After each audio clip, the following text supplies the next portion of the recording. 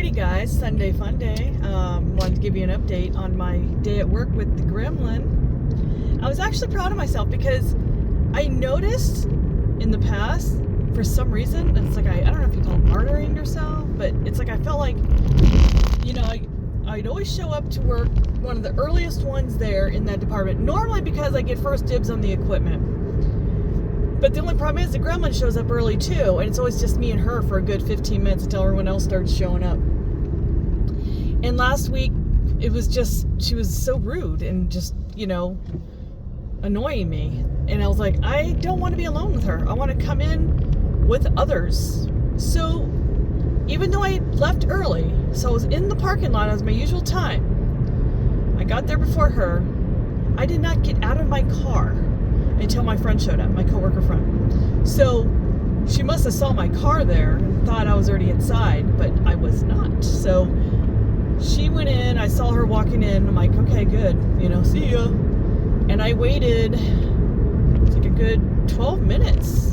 Yep, because I normally show up, work is 5 to 2, so 5 a.m. to 2 p.m. You can clock in with a 9-minute grace period, so I always get there about 4:45 and then clock in exactly at 4:51. So this time I got there at that time, but just sat there in my car, and it was about 5:02 is when I finally clocked in. So I walked in with my friend. I went, and then I thought she needs to go to the break room to put her stuff away. I do not, but I'm like, no, I'm not going into that area by myself. And you could hear her slam, it's so freaking loud. It's obnoxious. Just slamming down the totes, slamming down the pallets. Like, it's just ridiculous. But she's doing it just normally, just on her own. That's just, she's naturally just doing it. Like, she's naturally just pissed off. Like, no one's back there with her. She's all alone. She's picking by herself. And Sunday is the busiest day, okay? It is the craziest one. And so I'm like, nope, I'm going to go walk with my friend to the break room, and I'm going to walk into this area with her, not by myself. And I walked in, and we were just chatting away, and there was the Gremlin, and I didn't say good morning, I didn't say shit to her, but either did my friend, and kind of either did anybody. Nobody really talks to her anymore. And there was no animosity. She didn't say anything rude. She's just a naturally rude person, though. So me and her shouldn't have any bad blood. I mean, we've talked before, and I've always tolerated her. Though I thought it was kind of weird last week when she was being so weird and rude. But this time around, she didn't say much to anybody, actually. So I know it wasn't directed at me. Surprisingly, though, I was dispensing again today, like I did yesterday. So I thought, oh, crap. But I wasn't dispensing with her, so that was a good thing. Well, it's dispensing with this other girl that they can't pair those two together because she's so mean to this girl. So I guess maybe that's why there's slim pickings on who can dispense the groceries out. So anyway, it worked out, though, because I wasn't really working with her. Although she continued to stay back there, like before it was 7 o'clock is when people start coming to pick up their stuff. And my coworker friend said loudly, like, hey, I'll help you stage this stuff, because people were bringing in their carts and they drop and go, and they go and get a new cart and go and leave me with a thing full of totes to put away to stage. It's just very tiring dispensing. It really is. I am really tired right now, trust me. But she ignored what my coworker friend was saying. She continued to just stay back there staging. I'm like, what is she doing? You know, I'm like, clearly you said you were going to help me, and then she won't leave. So I'm like, I'll get this when I'm going to go on my break now because I have to before 7, and I'll come back and I'll put these away. But when I came back from my break, she put them away. And I was like, oh, at least I hope to God she didn't sabotage me. Luckily she didn't. And she did even say, oh, the singles are right there. And I'm like, okay, cool, you know. So everything went pretty smooth and good. I came in fired up waiting to like have to say something or step up or go, I'm calling ethics on your ass, but I didn't. And it went okay. And then of course with the dispensing part, I was too busy to give a shit anymore because I'm too busy running in and out dispensing groceries. I'm tired too. And there was a moment during dispense where all the bays were filled with cars and people were checking in all at the same time, and it's just me and another girl, and that's it. It's not cool. They don't staff us well, especially on Sundays. We're understaffed, and it's a very tiring job. And some of of these people have like 12 totes, and some of them are all waters. Like, it's ridiculous how, you know, it's very hard on the body after a while. My housekeeping's way easier, let's put it that way. So I asked the leader of the day, it's this one guy, I said, hey, I know that we're busy with the picks dropping. I know you can't even pull people to like pick from other departments.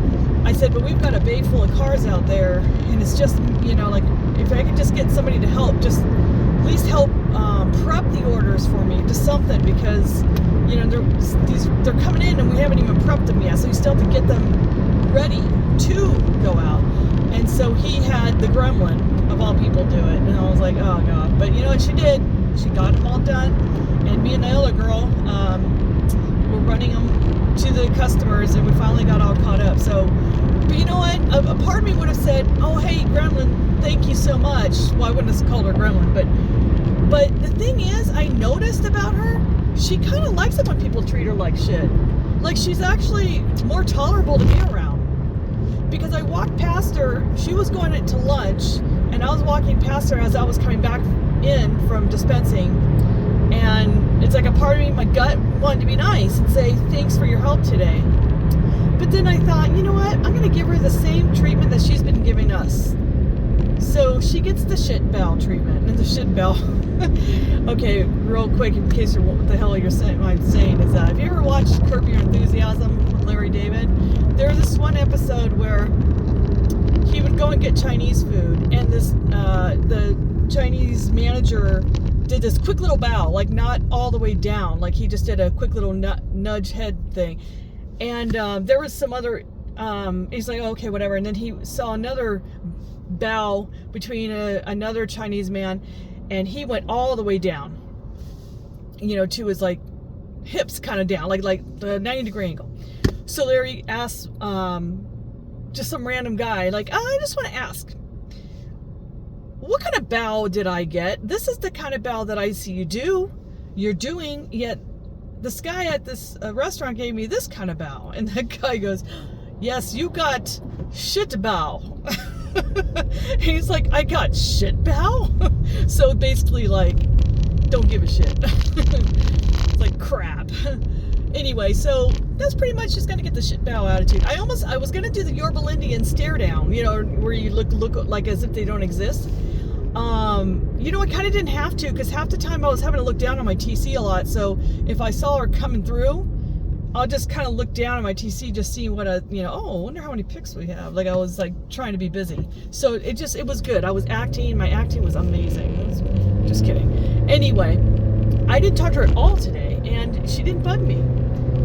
And the thing is about her, I'm like, God, it's so textbook. Why didn't I think about this? And I mentioned this before, is, you know, narcissists, first, like, they like the supply of seeing you get upset. So I didn't show any of that, but she didn't really provoke it today. So it was good.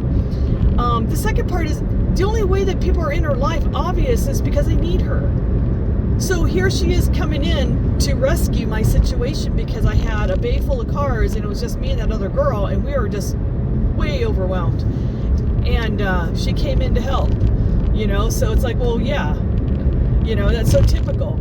She's not going to change. She's still going to be the bitch. So that's when I thought, no, this is just how she is.